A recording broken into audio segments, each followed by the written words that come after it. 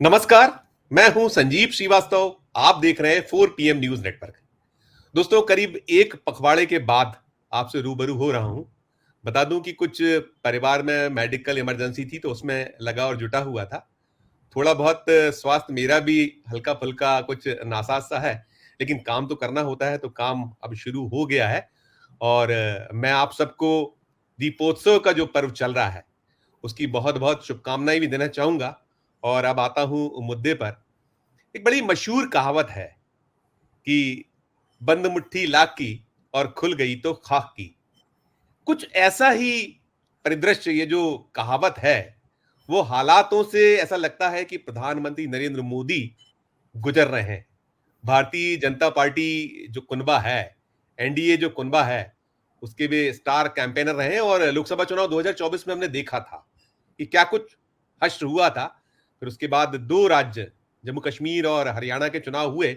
और कुछ कह लीजिए जैसे भी साम नाम दंड भेद जो भारतीय जनता पार्टी, प्रधानमंत्री नरेंद्र मोदी, उनके जो सखा हैं, केंद्रीय गृह मंत्री, भारतीय जनता पार्टी जिन्हें चाणक्य कहती है, वो हरियाणा में कुछ कमाल करने में सफल हो गए थे। और उसमें ब्लेम सारे कुछ क्या कुछ हुए थे, सब अपनी जगह थे। और अब इस वक्त रण छिड़ा हुआ है, सजा हुआ है महाराष्ट्र और झारखंड में। साथ साथ कई सूबों में उपचुनाव चल रहे हैं, चाहे वो लोकसभा की कुछ सीटें जो रिक्त हुई हैं बाद में कुछ दो जगह से, जैसे राहुल गांधी चुनाव जीते तो वायनाड में चुनाव हो रहा है, जहां देश भर की निगाह है, प्रियंका गांधी वहां प्रत्याशी हैं। और कुछ अलग अलग जगहों पर उपचुनाव, राज्य विधानसभा की जो रिक्त सीटें थी या हुई, या लोकसभा चुनाव की वजह से अलग अलग वजहों से उस पर उपचुनाव के लिए एक पूरा का पूरा द्वंद चल रहा है, राजनीतिक द्वंद होता है। और इन सब के बीच चुनाव आयोग, जिसे केंचुआ भी कहा जाता है, केंद्रीय चुनाव आयोग, राजीव कुमार साहब, जो जिन्हें बहुत सारे हमेशा वो घिरे रहते हैं आरोपों में, कहीं ना कहीं उन पे ब्लेम्स होते हैं। तो अभी आज जो है, तीन राज्यों, उत्तर प्रदेश के अलावा पंजाब और केरल, यहाँ की 13 जो विधानसभा सीटें हैं, उन उपचुनाव की तारीखों को 13 नवंबर की जगह 20 नवंबर किया गया। वोट यानी 13 की बजाय 20 नवंबर को पड़ेंगे। और साथ में द्वंद अपने अलग अलग चल रहे हैं। मल्लिकार्जुन खड़गे वर्सेस मोदी में एक द्वंद छिड़ा है। और साथ साथ कुछ जो अंतर्राष्ट्रीय परिप्रेक्ष्य है, उनको लेकर भी बहुत सारे कहीं ना कहीं सवाल और जो कदम है सरकार के रहे हैं, हम उस पर बात पूरी करेंगे। लेकिन वो भी कहीं ना कहीं उनको लेकर उत्कंठा है, दर्शकों के मन में भी, हमारे मन में भी।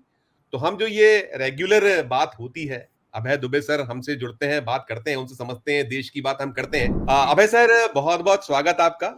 हमारा जो आपका भी। नियमित कार्यक्रम होता है उसके लिए आपका हम स्वागत करेंगे। और मैं आपको बहुत बहुत शुभकामनाएं दीपोत्सव की आपको भी दूंगा। दीपावली की शुभकामनाएं, हार्दिक बहुत शुभकामनाएं। जी। बिल्कुल। अबे सर, मैं शुरुआत पहले करता हूं कि आज जो चुनाव आयोग ने फैसला किया कि तीन राज्य, उत्तर प्रदेश की 9 विधानसभा सीटें, पंजाब की 4, जो पंजाब राज्य की 4 विधानसभा सीटें, केरल की 1 विधानसभा सीट, उपचुनाव जहां हो रहे हैं, इनको तारीखों को बढ़ाया गया है। ऐसा अमूमन होता है, लेकिन ये सब जो होना है, इसको कैसे देखा जाए, कैसे? क्योंकि हम देख रहे थे जब चुनाव हो रहे थे हरियाणा और जम्मू कश्मीर, तब भी कुछ ऐसी तारीखों को बदला था अचानक से। कमीशन तो बहुत तैयारी करता है। तो पहली प्रतिक्रिया आपकी, फिर मैं आगे बातें करूंगा। अबे सर।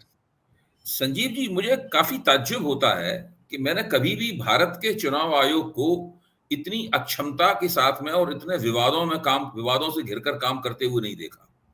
आमतौर पर चुनाव आयोग की जो गतिविधियां होती हैं, उसके जो निर्णय होते हैं, उसके ऊपर चर्चा होती है, टीका टिप्पणियां होती हैं, लेकिन उनमें से ज्यादातर चीजें जो है वो वो समर्थनकारी लहजे में की जाती हैं। मैं भी इतने साल से चुनाव आयोग के ऊपर बोल रहा हूं, लेकिन मैंने कभी भी चुनाव आयोग की आलोचना, निंदा या बहुत ही जिसे कहते हैं नुक्ताचीनी करने की कोशिश नहीं की, क्योंकि ऐसी ऐसी कोई जरूरत नहीं महसूस हुई। इस बार चुनाव आयोग बहुत ही समस्याओं से घिरा हुआ लगता है। अभी देखिए, हरियाणा चुनाव में भी उन्हें तारीख बदलनी पड़ी थी। इसके बाद में अभी आपने बताया, सूचना दी अभी कि उपचुनाव में उन्होंने तारीख बदल दी। इसका सीधा मतलब है कि चुनाव आयोग चुनावों की तारीखों की घोषणा करते समय सुचिंतित तरीके से, योजनाबद्ध तरीके से काम नहीं करता। सबको पता है कब कौन सा त्योहार है, कब कैसा माहौल है, किस तरह का मौसम होगा, क्या नहीं होगा। ये सारी चीजें अपने विचार के दायरे में लेकर ही किसी चुनाव की तारीखें घोषित की जा सकती हैं। अगर चुनाव आयोग ऐसा करने में असमर्थ रहता है या उसे बार बार अपनी घोषित तारीखों को बदलना पड़ता है या इस तरह की उससे मांग की जाती है, तो इस बात का पहला सबूत है कि चुनाव आयोग में सब कुछ ठीक नहीं है। मैं उन बातों की तरफ नहीं जा रहा जो कि नागरिक अधिकार के संगठनों ने और राजनीतिक दलों ने सवाल उठाया है कि भी हरियाणा में आपने दो दो बार मतदान का प्रतिशत क्यों बढ़ाया और हर बार मतदान का प्रतिशत बढ़ने पर भारतीय जनता पार्टी को सीटों का लाभ क्यों हुआ और हर बार मतदान का प्रतिशत बढ़ने पर कांग्रेस को सीटों का नुकसान क्यों हुआ। इसके ऊपर जो कांग्रेस और चुनाव आयोग के बीच में जो बहस चल रही है, और वो बहस किसी न किसी एक बड़े जबरदस्त परिणाम पहुंचेगी, ये मुझे पूरा विश्वास है, क्योंकि भारत के विपक्षी दलों का पूरा राजनीतिक भविष्य दांव पर लगा हुआ है और उसे एक बार में दुरुस्त करना है, वो कि चुनाव आयोग को दुरुस्त किए बिना और सरकार के साथ में उसके रिश्ते को तोड़े बिना। रिश्ता वैसा सरकार के साथ औपचारिक तो हर एक का रिश्ता होता है, विपक्षी दलों का भी सरकार के साथ रिश्ता है, लेकिन चुनाव आयोग का सरकार के साथ जो रिश्ता बन गया है कि किस तरह वो सरकारी पार्टी के हितों को साधने का औजार बन जाए, इसको तोड़ना जरूरी है। मैं यहां पर आना चाहता हूं। तो ये मुझे बहुत अजीब सी बात लगती है कि बार बार चुनाव आयोग अपनी तारीखों को आगे बढ़ाने में या बदलने की नौबत में क्यों फंसता है। इसका सीधा मतलब यह है कि चुनाव आयोग को जिस खूबी और क्षमता से काम करना चाहिए, उस खूबी और क्षमता से काम नहीं कर पा रहा है। अब आप देखिए, महाराष्ट्र में कायदे से तो महाराष्ट्र का चुनाव हरियाणा के साथ में और कश्मीर के साथ होना चाहिए था। बिल्कुल। क्यों हुआ ऐसा? महाराष्ट्र के चुनाव को इतनी देर उन्होंने क्यों की? उसके पीछे सीधे सीधे भारतीय जनता पार्टी के नेतृत्व में जो महायुति गठबंधन है, उसका राजनीतिक स्वार्थ था। भाजपा चाहती थी और महायुति गठबंधन चाहता था कि थोड़ा समय और मिल जाए, जिससे जो लड़की योजना है और भाऊ योजना है, इन दोनों योजनाओं की जो किस्तें हैं वो नौजवान युवतियों और युवकों के खातों में पहुंच जाएं, 3 किस्तें पहुंच जाएं और दिवाली का तथाकथित बोनस भी वहां पहुंच जाए और तब चुनाव हो। इस चक्कर में चुनाव आयोग ने महाराष्ट्र के चुनाव को इतना पीछे खींचा कि नई विधानसभा घटित होने की जो अंतिम तारीख है, उससे केवल उसमें और चुनावी नतीजे निकलने में केवल 3 दिन का अंतर रह गया। अब आप कल्पना कीजिए कि मान लीजिए त्रिशंकु विधानसभा बन जाती है, तो त्रिशंकु विधानसभा बनने में, सरकार बनने में देर होती है। ऐसी स्थिति में महाराष्ट्र में क्या करना पड़ेगा? महाराष्ट्र में राष्ट्रपति शासन लगा देना पड़ेगा, तब जाकर नई सरकार बन पाएगी। तो चुनाव आयोग ने आखिरकार ये नौबत क्यों आने दी? देखिए, फिर से ये समस्या पैदा होने वाली है। महाराष्ट्र में जिस तरह की बहुत करारी टक्कर होने की संभावना दिख रही है, उसमें एक निश्चित रूप से एक संभावना है कि महाराष्ट्र में एक त्रिशंकु विधानसभा हो। जो विधानसभा हुई तो नए चुनाव के बावजूद महाराष्ट्र में पहले राष्ट्रपति शासन लगाना पड़ेगा, फिर जाके निर्वाचित सरकार बन पाएगी। अब इधर ये तो आपने चीजें करी। दूसरा भी इस समय बड़ा एक द्वंद्व चर्चाओं में हालांकि होता है, प्रधानमंत्री नरेंद्र मोदी वर्सेस मल्लिकार्जुन खड़गे एक वार चल रहा है। कल उन्होंने एक ट्वीट किया था, जिसे एक्स कहा जाता है इन दिनों, प्रधानमंत्री ने उसको वापस लिया और बड़ी उस पर दरार छिड़ी है, तकरार। कैसे देखें? मैंने जो कहा कि बंद मुट्ठी लाख की खुल गई तो खाक की, क्या कुछ अब ये मोदी जी चूक गए हैं? कैसे इसको देखा जाए? थोड़ी सी इस पर टिप्पणी। और बाकी में बड़े 10 साल में तो ऐसा होता रहा कि नरेंद्र मोदी की बातों का जवाब नहीं दिया गया। पिछले 10 साल में ऐसा होता रहा कि इनकी बातों में जो बात बोलते थे उनको आड़े हाथों नहीं लिया गया। एक तरह से विपक्षी दलों ने अपनी भूमिका को ठीक से नहीं निभाया। कुछ तो वो उनकी संख्या बहुत कम थी, संसद में कमजोर थे, इसकी वजह से कुछ थोड़े से मुरझाए हुए थे विपक्षी दल। लेकिन जो 5 जून का फैसला आया लोकसभा का, उसके बाद से विपक्षी दल मुखर हैं। वो नरेंद्र मोदी की किसी भी बात का बाकायदा जवाब देते हैं, तुर्की बतुर्की जवाब देते हैं, संघर्ष की मुद्रा में रहते हैं, चुनौतीपूर्ण मुद्रा में रहते हैं। और अब नरेंद्र मोदी कुछ भी कहकर पतली गली से नहीं निकल सकते। इसलिए आपने ठीक कहा कि अब पहली बार मुट्ठी खुली है, तब हमें दिखाई पड़ रहा है कि इस मुट्ठी में है क्या। बंद मुट्ठी थी तो लगता था कि कितने शक्तिशाली हैं, इनकी क्या रणनीति है, ये जो चाहते हैं वो कर लेते हैं, इनका हर कदम एक मास्टर स्ट्रोक होता है। आज ये स्थिति नहीं रह गई है। अब घिरे हैं। अब ऐसा एक चीज हमने बड़ा दिलचस्प देखा कि जो परिवारवाद की बात बार बार करते थे, आज पूरा अगर हम ये इस 2 राज्यों में चुनाव चल रहे हैं, 25% एनडीए में उन्होंने परिवार के लोगों को तरजीह देना पड़ी। आप कल तक परिवार तो कुल मिला के ये भी बड़ा एक कह सकते हैं कि आप बैकफुट पर है, भारतीय जनता पार्टी बैकफुट पर है, मोदी बैकफुट पर है, उनका पूरा कुनबा सर। अभी तक थीसिस इनकी ये रही है कि हम जो कहते हैं वही सत्य है। हम अगर विपक्ष पे परिवारवाद का आरोप लगाएंगे तो जनता उसको सही मानेगी और हमारे अपने परिवारवाद को नजरअंदाज किया जाएगा। जब हम विपक्ष पर भ्रष्टाचार का आरोप लगाएंगे तो जनता उसको सही मानेगी, और हम भ्रष्टाचारियों को जब भाजपा में भर लेंगे और उसकी जब आलोचना होगी तो जनता उसकी तरफ ध्यान नहीं देगी। लेकिन मैं फिर कह रहा हूं, 5 जून का जो चुनावी नतीजा है लोकसभा चुनाव का 2024 का, वो गेम चेंजर साबित हुआ है। उसने बता दिया है कि जनता अब ये जो धारणा थी, इस धारणा पे दरअसल ये धारणा सही नहीं थी। जनता नरेंद्र मोदी की बातों को भी उसी आलोचना के भाव से लेती है जिस आलोचना के भाव से किसी भी दूसरे नेता को लेती है। भाई, इस तरह के सर्वेक्षण हुए हैं कि जब नरेंद्र मोदी टीवी पर आते हैं तो लोग दरअसल चैनल बदल देते हैं। ये देखिए, ये पहले ये बात कोई कल्पना भी नहीं कर सकता था कि लोग देखते देखते उकता गए। एक ही तरह की बात आप बोल रहे हैं, एक ही किस्म की बात आप कह रहे हैं, कुछ भी आपका नया नहीं है। स्थिति यह है कि हरियाणा में ये चुनाव जीत गए, तो चुनाव जीतने से भारतीय जनता पार्टी खुद ही स्तब्ध रह गई। अरे ये क्या हुआ, अरे हम चुनाव जीत गए।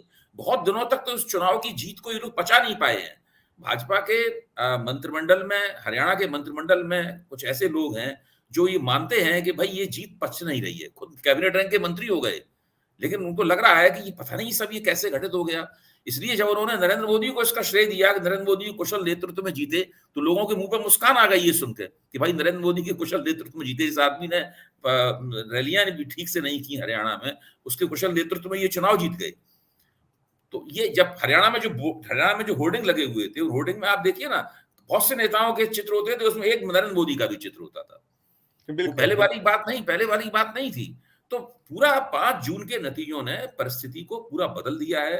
सार्वजनिक जीवन में लोगों के सोचने विचारने और चीजों को देखने का तरीका भी बदल गया है, और अब नरेंद्र मोदी को वास्तविक और असली कसौटियों पर कसा जाने लगा है। बिल्कुल। अब तो मैं अंतर्राष्ट्रीय मुद्दों पे बात करूंगा, बहुत महत्वपूर्ण मसला, लेकिन उसके पहले एक सवाल और करना चाहूंगा। आपने जो चीजें कही है कि हम जो इस पे आज फोकस्ड है कि खुल गई तो खाक की वो मिट्टी वाली बात। अभी सर सूचना उड़ीसा से आई, उड़ीसा से ऐसी सूचना आई जिसने बड़ा स्तब्ध किया। ये आ रहा है कि वहां भारतीय जनता पार्टी जो बहुमत में है, वहां उसके साथ में जो उसने बीजेडी को तोड़कर जो सारा कुछ किया था, रचा था, बसा था, वहां कठिनाई हो रही है, वहां टूट सकती है, वहां कुछ गंगा उल्टी बह सकती है, इस तरह की सूचना है। तो ये भी सब क्या, ये कमजोरी जो आप कह रहे हैं, जो 5 जून के बाद की जो कमजोरी है, उससे जोड़ा जाए। हालांकि वो बहुत अभी सिर्फ देखिए, सूचनाओं उड़ीसा में भारतीय जनता पार्टी की जो जीत हुई है लोकसभा में और विधानसभा में, दोनों के ऊपर एक सवालिया निशान है।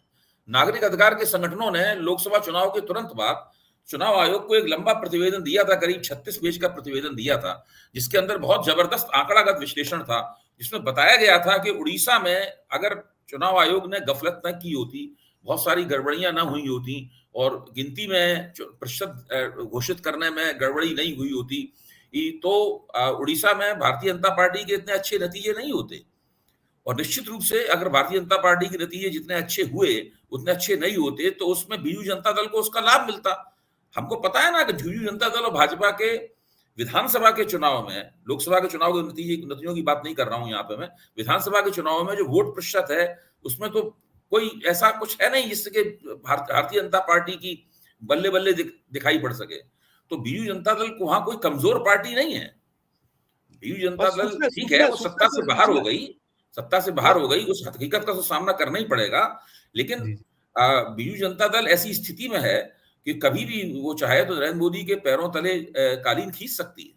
हाँ, यही सूचना है सर कि वहां बीजेडी के जो लोग तोड़े गए थे, जो एमएलए हो गए भारतीय जनता पार्टी के साथ मिलकर वो हुए, अब वो वहां अनकंफर्ट है, वो कहीं छटपटाहट है, वो वहां बीजेपी के लिए एक बड़ा खतरा बनी हुई है और कुछ मुश्किलें पैदा हो सकती है, ऐसी सूचना। इसमें मैं एक टिप्पणी आपकी चाह रहा था। नहीं, आप बिल्कुल ठीक। देखिए, ये मुझे तो पहले से इसका अंदाज था कि उड़ीसा की वजह से इनकी नाक बच गई बिल्कुल। ये उड़ीसा में अगर ये लोकसभा में इतनी सीटें नहीं हासिल करते तो प्रधानमंत्री बनना भी इनके लिए मुश्किल था। देखिए, 2 राज्यों ने इनकी नाक बचाई, एक तो आंध्र प्रदेश ने और दूसरे उड़ीसा ने। और जिस प्रतिवेदन का मैं जिक्र कर रहा हूं, उस प्रतिवेदन में बताया गया है कि आंध्र प्रदेश में जो जीत हासिल हुई और उड़ीसा में जीत हासिल हुई, दोनों जीतों पर सवालिया निशान है और चुनाव आयोग की भूमिका उसमें प्रश्नांकित हो रही है। चुनाव आयोग ने अभी तक उस प्रतिवेदन को दे तो लिया, लेकिन अभी तक उसका कोई जवाब नहीं दिया, ना उसका खंडन किया है और ना ही उसकी कोई आलोचना पेश की है। तो ये एक सवाल है जो कि अभी चुनाव आयोग के ऊपर तलवार की तरह लटका हुआ है। जहां तक उड़ीसा में भारतीय जनता पार्टी की सरकार का सवाल है, वो सरकार उतनी सुरक्षित नहीं है जितना ऊपर से देखने में लगता है, और जिस तरह की खबरें आ रही हैं वो खबरें भी इसी तरफ इशारा कर रही हैं। बिल्कुल। अब इधर एक सवाल और भी इसी से जुड़ा, बहुत रोचक है, क्योंकि बहुत ही चर्चा हो रही आंध्र प्रदेश से भी सूचना आ रही है। आंध्र प्रदेश में भी चंद्रबाबू नायडू की पार्टी के जो हैं नेतागण, उन्होंने नकेल कसना शुरू कर दिया है कि आप जो है पटरी ना छोड़िएगा। जो मुस्लिम्स को लेकर राजनीति करते रहे हैं चंद्रबाबू नायडू साहब, वो उससे इतर होने की अब वहां बर्दाश्त की एक संभावनाओं से लोग नहीं कर रहे हैं कि हम नहीं इसको बर्दाश्त कर पाएंगे। ये जो खासकर वो जो बिल आना है अभी जो लोकसभा में वक्फ वाला, तो वो भी वहां से एक सूचना है। तो कुल मिला के क्या सब कुछ कैसे ये सब कुछ अस्थिरता जैसी कुछ ये जो विधानसभा चुनाव के नतीजों के बाद कुछ बड़ा संभावनाएं देखते कुछ कुछ इससे कुछ देखिए, उठापटक ज्यादा। मुझे आपकी बात सुनकर याद आ रही है अपने मित्र प्रोफेसर संजय कुमार, जो देश के सबसे बड़े सेफोलॉजिस्ट में से एक हैं, चुनाव शास्त्रियों में से एक हैं। अभी हाल ही में एक बड़ी centre for the study of developing society में लोकसभा चुनाव के नतीजों के ऊपर एक हम सब लोगों के बीच में एक संवाद हुआ, और संवाद में संजय कुमार जी ने भविष्यवाणी की कि उन्हें लगता ये है कि 1.5-2 साल के अंदर ये मोदी जी की सरकार जो है ये सांसद में पड़ जाएगी। भाई, मोदी जी सरकार तभी सांसद में पड़ेगी जबकि बिहार में जनता दल यूनाइटेड और आंध्र प्रदेश में तेलुगु देशम पार्टी, इन दोनों का समर्थन इस सरकार को जो मिल रहा है वो सांसद में पड़े, तभी तो सांसद में पड़ेगी। अब आप देखिए, अब बिहार में क्या हो रहा है, आंध्र प्रदेश में भी आते हैं, बिहार में क्या हो रहा है। बिहार के अंदर स्थिति क्या है? जनता दल यूनाइटेड के विरोध के बावजूद गिरिराज सिंह हिंदू स्वाभिमान यात्रा निकालते हैं। जो एक जमाने में जो नीतीश कुमार के खास रहे आरसीपी सिंह, वो एक अलग पार्टी की घोषणा करते हैं। उससे तमाम लोग अंदाजा लगा रहे हैं कि शायद अगले विधानसभा चुनाव में आरसीपी सिंह से वही भूमिका का निर्वाह करने के लिए भारतीय जनता पार्टी कहेगी जो कभी उसने चिराग पासवान से करवाई थी। चिराग पासवान ने बड़े पैमाने पर सीटें लड़वाई थी ताकि नीतीश कुमार को अंडरकट किया जा सके। अब नीतीश कुमार को अंडरकट करने का काम चिराग पासवान की जगह आरसीपी सिंह से लिया जा रहा है। उधर चिराग पासवान को अंडरकट करने के लिए अमित शाह ने उनके चाचा जो पशुपति पारस हैं उनको फिर से रीएक्टिवेट कर दिया। अभी तक वो बिल्कुल नेपथ्य में सुस्त पड़े हुए थे, अदृश्य पड़े हुए थे, उनको फिर से रीएक्टिवेट कर दिया गया है। तो बिहार के एनडीए में इतनी गड़बड़ियां हैं, उससे नीतीश कुमार चौंके हुए हैं। नीतीश कुमार इस मामले में बहुत ही नाजुक मिजाज है। उन्हें लगा कि उनकी गद्दी अगर कहीं खतरे में है तो वो कहीं भी कभी भी पासा पलट सकते हैं। उधर आप तेलुगु देशम पार्टी के ऊपर, चंद्रबाबू नायडू के ऊपर जो दबाव आ रहा है उसका आप जिक्र कर ही रहे हैं। अगर आप इन दोनों को मिला के देखें तो आप कह सकते हैं कि जो केंद्र की गठजोड़ सरकार है वो भाजपा के पास 240 सीटें हैं, लेकिन 240 सीटें होते हुए भी इतनी सुरक्षित नहीं है जितना कि मीडिया में उसका प्रचार किया जाता है, या भाजपा चाहती है कि उसको सुरक्षित समझा जाए। बिल्कुल। अबे सर, मैं आऊंगा, एक चीन को लेकर बड़ा उत्कंठाएं हैं, हमारा देश जानने के इच्छुक है जिस तरह के चीन का एक टर्न डाउन दिखता है, जो दिख रहा है, और मोदी जी की वो यात्रा, मुलाकात, और उसके थोड़ा और नेपथ्य में जाएं तो वो संसद के सत्र के दौरान से कुछ माहौल क्रिएट करने लगे थे, जो सरकार के पक्ष में बोलने वाले जितने जो ये वित्त के जानकार लोग हैं, अभी आ रहा है कि थोड़ा पीछे हट गए हैं। तो इन सबको सर कैसे देखोगे? आप निरंतर लिखते भी हैं और आप निरंतर हम आप पे संवाद भी देखते, तो हमारे दर्शकों को भी आप बताइएगा कि ये चीन से कथित तौर पर गतिरोध टूटना या कुछ कम होना, इनके पीछे क्या कुछ आप देख रहे हैं, क्या पा रहे हैं? अबे सर। संजीव जी, जब अचानक हम लोगों को ये पता चला कि लद्दाख में और उन तमाम मुकामों पर जहां चीन के साथ में सीमा विवाद था, गतिरोध था, और भारत का हाथ चीन की चट्टान के नीचे दबा हुआ था, अचानक जब हम लोगों को पता चला कि ये गतिरोध जो है वो टूटना शुरू हुआ है, बर्फ पिघलनी शुरू हुई है, और चीन बहुत सी बातों पर राजी हो गया है, और फिर अखबारों में बल्ले बल्ले होने लगी कि मोदी सरकार की विदेश नीति कितनी कामयाब है। अखबारों ने तो ये, और मीडिया में ये भी आने लगा कि मोदी जी ने अपने प्रभाव का इस्तेमाल करके चीन को पीछे धकेल दिया वगैरह वगैरह, ऐसे मोदी जी का इस मामले में स्तुति गान शुरू हो गया। तब फिर मुझे लगा कि कुछ इसमें कुछ जरूर एक ऐसी चीज है जो दिखाई नहीं पड़ रही है, और गहराई से सोचा और परिस्थिति का जब अध्ययन किया तब मुझे याद आया कि जब बजट पेश किया जा रहा था नई सरकार का और उसका आर्थिक सर्वेक्षण पेश किया गया था, तो उसी के दौरान में सरकारी पक्ष की तरफ से, इन दस्तावेजों में भी सरकारी पक्ष की तरफ से प्रस्ताव आया था, एक संभावना व्यक्त की गई थी, एक सवाल उठाया गया था कि क्या चीन के लिए जो प्रत्यक्ष विदेशी निवेश एफडीआई जो होता है, फॉरेन डायरेक्ट इन्वेस्टमेंट के लिए भारतीय अर्थव्यवस्था अपना दरवाजा खोलने के बारे में सोच सकती है। देखिए, ये मांग विपक्ष की तरफ से नहीं उठी, ये मांग मोदी जी के आलोचकों की तरफ से भी नहीं उठी, ये मांग मोदी जी के समर्थकों की तरफ से नहीं उठी, ये ईरान से अचानक प्रकट हुई मांग और सरकार की जो बजट बनाने की कार्रवाई है उस मांग उसके अंदर प्रकट हो गई। जैसे ही ये मांग प्रकट हुई वैसे ही अरविंद पनगड़िया, जो कि अमेरिका में पढ़ाने वाले अर्थशास्त्री हैं और वो मोदी सरकार के लाडले अर्थशास्त्री हैं, मोदी सरकार ने उन्हें नीति आयोग में भी स्थापित किया, अपने आर्थिक सलाहकारों के रूप में भी रखा। अरविंद पनगड़िया ने इस मामले में बयान देना शुरू कर दिया। उन्होंने पत्रकारों से बात की कि भाई चीन के लिए भारतीय अर्थव्यवस्था के दरवाजे क्यों नहीं खोले जा सकते हैं। तो पत्रकारों ने कहा कि भाई कई मामलों में मामला संवेदनशील है। तो उन्होंने कहा मैं कोई सुरक्षा विशेषज्ञ नहीं हूं। अरविंद पनगड़िया ने कहा कि मैं कोई सुरक्षा विशेषज्ञ नहीं हूं, जहां मामला संवेदनशील है सुरक्षा के लिए वहां उस दरवाजे को विदेशी निवेश के लिए मत खोलिए, लेकिन बाकी और बहुत सी बातें हैं उनके लिए दरवाजा खोल दीजिए। तो ये देखते देखते हुआ अचानक। अच्छा, अब देखने में ये समझ में आने लगा है कि अगर चीन के लिए विदेशी निवेश का भारतीय अर्थव्यवस्था दरवाजा खोलती है तो वो राजनीतिक रूप से तब तक संभव नहीं है जब तक कि सीमा के ऊपर चीन के साथ जो विवाद है उसमें कुछ नरमी ना आए। उस नरमी को ये चीन की भी समझ में आ गया है कि अगर हम भारतीय अर्थव्यवस्था में जाएंगे अपना विदेशी निवेश लेकर तो हमको बहुत फायदा होगा। तो चीन को भी अपना स्वार्थ दिख रहा है, इन लोगों को भी अपना स्वार्थ दिख रहा है, और इसलिए उस चीनी एफडीआई के लिए, चाइनीज एफडीआई के लिए रास्ता सुगम बनाने के लिए, उससे कोई एक राजनीतिक प्रवाद ना पैदा हो, हंगामा ना हो कि चीन ने हमारी भारत की जमीन कब्जा रखी है और आप उसके विदेशी निवेश के लिए दरवाजा खोल रहे हैं। उसके वो इन दोनों बातों को मिला के देखा जाना चाहिए। मेरे ख्याल से यही है वो परिप्रेक्ष्य जिसमें हम समझ सकते हैं कि अचानक सीमा पर ये नरमी कैसे आई है। क्योंकि पीछे फायदा किसको, हम कैसे, मतलब बिल्कुल ठीक है कि आप अपना एक पॉलिटिकली तो इसमें कहीं लाभ लेने की कोशिश जो देश की सरकार है, मोदी है या उनका कुनबा है वो कर रहा होगा। साथ साथ क्या उद्योग जगत के जैसे जो बड़े खिलाड़ी हैं, बड़े प्लेयर्स हैं, तो क्या इसको कैसे और किस रूप में इसको ले सकते हैं कि वो कुछ भी इसमें कहीं, क्योंकि हम बार बार पाते हैं कई देशों से जब हमारे कुछ गड़बड़ियां हुई तो निकल के आए कि इस उद्योगपति के इतने अरब फंसे, इनके ऐसे फंसे, इनका ये व्यापार, इनका ये, तो नहीं, ये भी हम कुछ सब आप। लोग जानते हैं कि जो गौतम अदानी है उनका शंघाई में काम है और वो बात भी है सामने, वो पहलू भी उसका सामने है। उसके और तथ्य भी सामने आने बाकी हैं। जैसे ही तथ्य सामने आए वैसे मैं भी आपके सामने रखूंगा। तो गौतम अदानी का मसला वहां भी फंसा हुआ है। तो वो सारी समस्याएं तो हैं ही। मतलब वो कई तरह के स्वार्थ, कई तरह के हित एक किसी इतने बड़े घटनाक्रम में, इतने बड़े निर्णय में बहुत सारी चीजें शामिल होती हैं। धीरे धीरे करके वो पक्ष सामने आते हैं। अब जैसे ये पक्ष है कि भारत सरकार कहीं ना कहीं ये चाहती है कि चीनी विदेशी मुद्रा भारत में आए। इसके लिए जरूरी है कि चीन के साथ जो संबंध हैं वो संबंध बेहतर हो। बिना उसके नहीं विदेशी मुद्रा आ सकती है। आएगी तो फिर हंगामा होगा। आखिरकार यही सरकार और यही राष्ट्रीय स्वयंसेवक संघ ये लोग ये अपीलें करते रहे हैं कि चीनी माल का बहिष्कार किया जाए। तो एक तरफ आप चीनी माल के बहिष्कार की अपील करेंगे और दूसरी तरफ चीनी विदेशी मुद्रा के लिए सरकार अपने दरवाजे खोलेगी। तो दोनों काम तो साथ साथ नहीं चल सकते। इसके लिए माहौल अच्छा होना जरूरी है। इसके लिए सब ये किया जा रहा है। फिर गौतम अदानी ने शंघाई में जो उनका बिजनेस है, उस बिजनेस का भी एक मामला है। उसको भी अगर पनपना है तो चीन के साथ संबंध अच्छे होने होंगे। और दूसरे पूंजीपति भी कोशिश कर सकते हैं जो कि अपने आप को ग्लोबल संदर्भों में देखते हैं।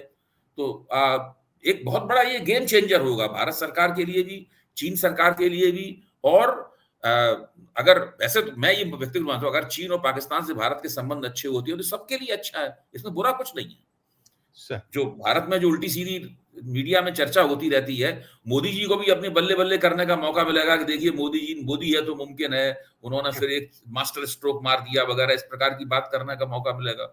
तो ये स्थिति है। अब देखिए ये चीज किस रूप में, किस तरह विकसित होती है और उसके परिणाम क्या निकलते हैं। ऐसा अक्सर होता है कि आप जो कदम उठाते हैं, आप जो चाहते हैं उसके नतीजे वैसे नहीं निकलते, कुछ का कुछ हो जाता है। अभी तो अखबारों में तस्वीरें छपवाई जा रही हैं कि 5 भारतीय जवान इधर खड़े हुए हैं, 5 चीनी जवान इधर खड़े हुए हैं और दोनों एक दूसरे को दिवाली के तोहफे जो है, तोहफों का आदान प्रदान कर रहे हैं। एक फील गुड माहौल बनाने की कोशिश की जा रही है। बेटा सर, वो तो हमारी सीमाओं की बात हो गई। हम देश लौटे तो जो महाराष्ट्र और झारखंड का जो रण है, यहाँ आज तो कुछ चुनाव का जो नॉमिनेशन वापसी का भी अब समय हो गया, तो यहाँ क्या तस्वीर, जैसे आपने महाराष्ट्र को लेकर कहा कि बड़ी रोचक सी एक जंग वहां दिख रही है, और इन दोनों सूबों के चुनाव के जो भी परिणाम, जो संभावनाएं बन रही, ये सब क्या कुछ आगे की देश की राजनीति में क्या कुछ, क्योंकि इसका दिल्ली बिहार भी है इसी देखिए, साथ। महाराष्ट्र के भारतीय जनता पार्टी ने 2 साल में वहां पर जो राजनीति खेली है, उसने महाराष्ट्र की राजनीति को टुकड़े टुकड़े कर दिया। उसने कई सर, खंडों में महाराष्ट्र की राजनीति बट गई। महाराष्ट्र आधारित 2 पार्टियां थी, 2 पार्टियां 2 टुकड़ों में विभक्त हो गई। एक टुकड़ा कांग्रेस के, दोनों पार्टियों का एक एक टुकड़ा कांग्रेस के नेतृत्व में है, इसको हम महाविकास अघाड़ी बोलते हैं। दोनों पार्टियों का एक दूसरा टुकड़ा भाजपा के नेतृत्व में है, जिसको हम महायुति बोलते हैं। अब भाजपा 148 सीटों पर चुनाव लड़ रही है। इसका सीधा मतलब है कि भारतीय जनता पार्टी अगर चुनाव जीतती है महायुति, तो वो अपना मुख्यमंत्री बनाएगी। इसका सीधा एक ही मतलब, अपना मुख्यमंत्री बनाएगी। इस बात को लेकर महायुति में बहुत तनाव है, क्योंकि एकनाथ शिंदे मुख्यमंत्री हैं और आसानी से कोई वो मुख्यमंत्री बनने के बारे में कोई कल्पना में भी नहीं सोच सकते थे। लेकिन एक बार जब बन गए, तो वो तो थाने स्तर के नेता थे, केवल उद्धव ठाकरे के मुकाबले बन गई। तो अब कौन मुख्यमंत्री पद की गद्दी छोड़ता है? और पिछले 2 साल से वो अपने आप को पेश भी इस तरह कर रहे हैं जैसे कि महायुति का जो भी योजनाएं वगैरह है, सब पे उन्हीं का चेहरा होता है। और इस बात को लेकर भाजपा में भी बड़ी नाराजगी थी कि भाई ये सारा श्रेय यही अकेले हड़प लेना चाहते हैं। तो वहां पे महायुति के भीतर मुख्यमंत्री नेतृत्व कौन करेगा, इस सवाल के ऊपर बहुत तनाव है।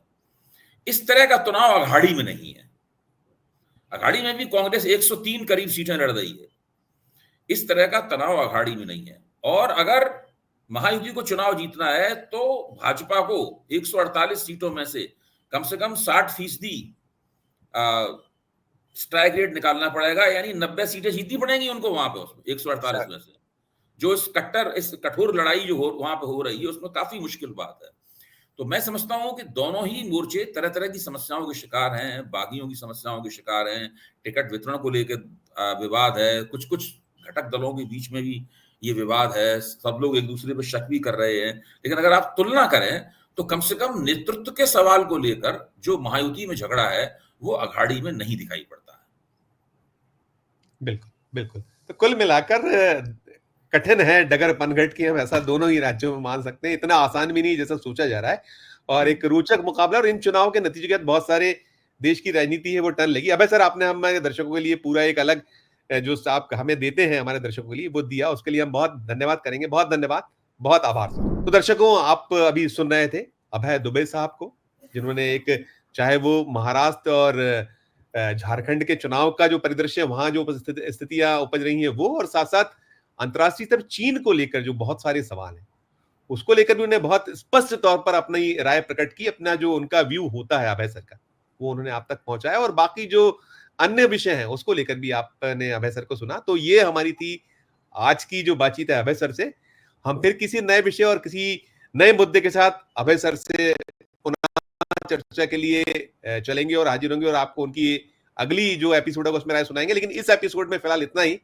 हमारा अनुरोध यही होगा कि यदि आपको अभय सर और हम लोग की बातचीत पसंद आई हो, अच्छा लगा हो, तो जरूर हमारे इस वीडियो के डिस्क्रिप्शन बॉक्स में जाकर ये बताइएगा कि कैसी लगी आपको बातचीत। और यदि अच्छी लगी है बातचीत तो हमारे चैनल को लाइक कीजिएगा, सब्सक्राइब कीजिएगा, और यदि ज्वाइन का बटन नहीं दबाया तो ज्वाइन का बटन भी जरूर दबाइएगा। प्यार और स्नेह बनाए रखिए और देखते रहिए 4 PM न्यूज नेटवर्क। धन्यवाद, नमस्कार।